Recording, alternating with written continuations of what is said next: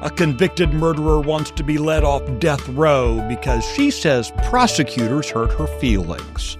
This is Friday, October 24th, 2025. Texas Scorecard presents the day's first news for the Lone Star State. The Texas Minute, with your host, Michael Quinn Sullivan. Thanks for starting the end of your week with the Texas Minute. We'll kick off today's edition with a couple of sadly all too common stories out of our public schools. 3 families are suing Salina Independent School District for gross negligence by enabling Coach Caleb Elliott to make illicit locker room recordings of at least 30 middle school boys while they were undressed and showering. The man was arrested earlier this month in connection with those crimes.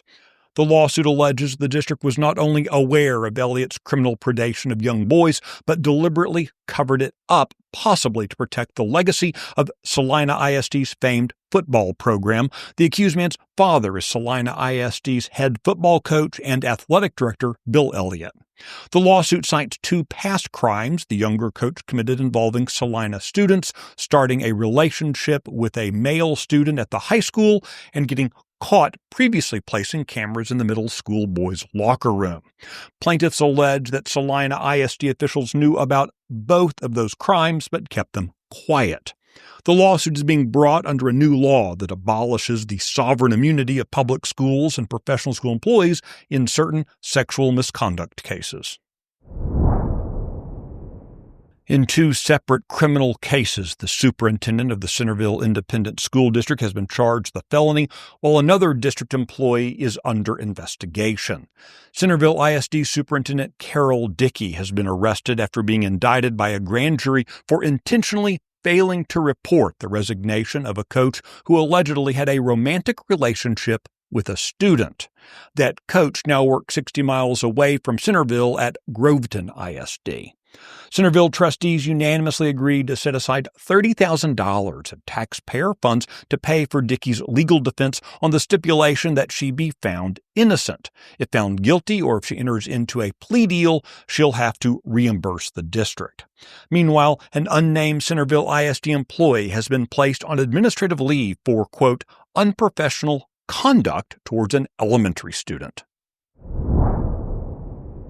Due to 5 years of poor academic performance, the Texas Education Agency is taking over control of the Fort Worth Independent School District.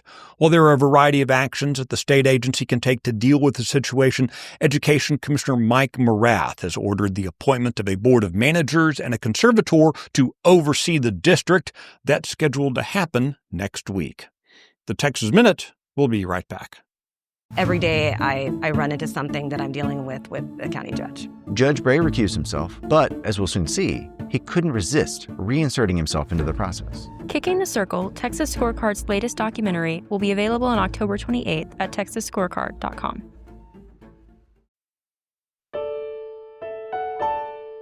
A Texas woman convicted of one of the most gruesome murders in recent memory is now appealing her death sentence, arguing that prosecutors improperly introduced humiliating and prejudicial evidence against her during the trial. Taylor Renee Parker was sentenced to death for the murder of 21-year-old Reagan Hancock and Hancock's unborn daughter Braxlyn on October 9, 2020.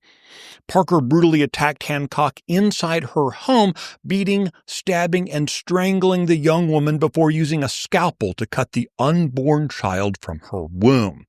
After the crime, Parker was pulled over for speeding when the trooper noticed she was covered in dried blood while holding the dead baby with the umbilical cord still attached.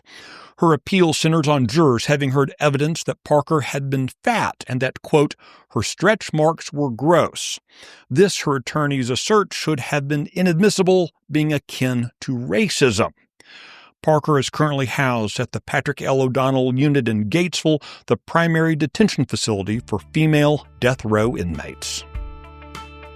You can find the details on that story and the others mentioned today and keep up with the latest news by visiting TexasScorecard.com. This edition of the Texas Minute was based on the original reporting of Aaron Anderson, Addie Hovland, and Travis Morgan. Our producer is Nick Shepard. I look forward to seeing you out around the Lone Star State. I hope you have a great weekend.